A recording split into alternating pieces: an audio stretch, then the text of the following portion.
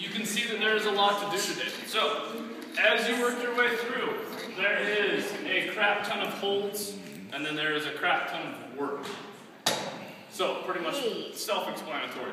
When you finish the tire flip, for instance, you're going to go right into a 30-second chair hold. Let's make something really clear really fast. If you do a chair hold in front of a tire that gets flipped on you, you're an idiot. It's like the easiest way to think about it. So when you do your chair hold, scoot out of the way of where a tire would land on top of you, okay? Don't be those people. After that, work your way straight through. I still don't understand how some people, like, they'll pick and choose what exercise they want to do. I don't get that. Just go down the list and then work your way through. Once you get back to that top area, if you did tire flips, guess what? Just go through it again. Really cool. It's weird how that happened. Any questions behind the premise on this? Does everybody get what's going on? Awesome. Exercises, tire flips. If you're still doing the smaller tire on the tire flips, great. But after that, let's work our way up through that. If it's your core, or if it's your back, or if it's your hamstrings that are limiting you on your tire flip, ask for some help when Jay decides to actually show up. Then you guys can ask me or Jay. We'll be able to help you out. We're going to flip them back and forth this way. When you go to the Airdyne, let's go through the doors over here, so then that way you're not bobbing and weaving through the tractor tire that's going to flip on top of you. Cool? On your chair hold, when we get into that chair hold, you want to make sure those feet are directly underneath those hips. You want to get down into this position here. You'll notice how when I go down, my knees get out of the way. I don't do this number here where my knees are forward and I get ass laid. How come my knees hurt when I squat? I don't get it. Keep those hips back, flex those abs, brace the abs, and we'll be good to go. From there, keg carries. Those are going to be done over here. When we do these keg carries, we're just going to go to the tires. When it comes to the weights, ladies, you guys can pick whatever you want. I've had Amity's done the 175 before, down and back a few times, so it is quite possible for anybody to use any of these. The way when you want to hold these, though, is you want to get these guys nice and high. So bring that guy to the hip, keep it up high, and then that's where you'll walk. We'll go down to where this other keg is there. You will turn around, you will come back. It is 2 laps, so it's not set it down, rethink your life, and then go again. It's hit all 4 lengths or the 2 laps, and then you go right into that next exercise. That next exercise is going to be a row hold. So when we do the row holds, we're using dumbbells for those. When you grab onto those dumbbells, let's pick a good heavy dumbbell. You're going to come to this position here, row and hold, just like that. Imagining that you're trying to pinch your elbows together at the back. Easiest thing to think about there. High hold sandbag squats.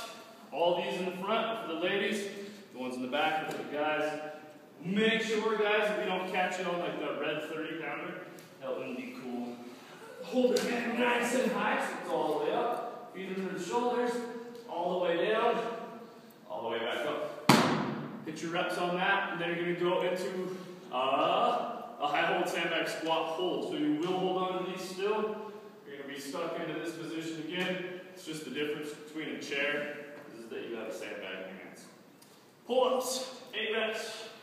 When we do these pull-ups, make sure that you're not so task-orientedly trying to finish everything that you keep breaking your chin to go over that bar. So we'll just go right here. Make sure that you keep that head in neutral. Chest goes over that bar and straight back down. Even if you only get to there, that's fine. Or even if you only get to right there, that's fine. As long as your chin is not trying to go up to the bar. The dead hang, all a dead hang is holding on to the bar right there, just like this. Avoid being stuck into that position where your neck's all the way locked out. Make sure you pull that shoulder down. You're flexing those lats, and that way you don't mess up your shoulders. From there, we got the overhead plate step-ups. Guys, you're going to be on a 45-pound plate. The best thing you can think of when you get started on these is lock those shoulders up first so that they're back here. If your name is Rob and you have really horrible shoulder mobility and you're like here, life will suck. Make sure you guys lock those elbows all the way up. Once you get that foot stepped up on, this guy, a little bit, there we go.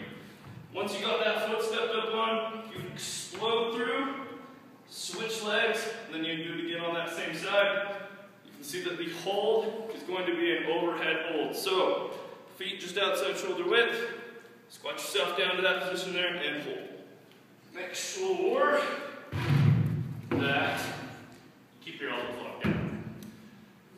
Hammer curls, 8 to 10 reps, and then a hammer curl hold. Again, same thing with these dumbbells. Make sure when you're doing that curl, you're avoiding using your lower back.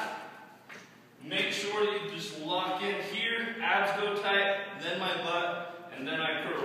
All a hammer is just keeping your hands in neutral, all the way up, all the way down. When you do your hold, you're locked in right there. Avoid being here with the lower back and shoulders. Make sure you be proud. Have that chest up. Air dive. You guys know the air dive. You guys all love the air dive. On off button, sprint for your life. The lunge, 30 seconds each side. You're going to be right here. Abs are tight. Avoid being like this. Make sure you're back. Squeezing the butt, squeezing the hamstrings and the calves. 30 per aside on that one. Again, out of the way of the tires. Man makers, 3 reps with a push-up hold. On the man maker burpees, make sure you pick a heavy enough weight. Like 10s, that'd be a really stupid idea. It's not going to get you much. So make sure when you drop down, it's 3 of each exercise on these ones. You got your 3 push-ups. From there you have your 3 curls. Boom. Imagine we did 3 presses, and then 3 jumps. Holding on to that weight, that would equal 1. So you go through that 3 times. Your push-up hold at the bottom. Can you keep the dumbbells out? But your push-up hold will be right there. Avoid having your business all over the ground, rubbing all over the ground. Make sure you guys stay locked in place. Have to stay tight. Cool? Is there any questions? No? Are you sure?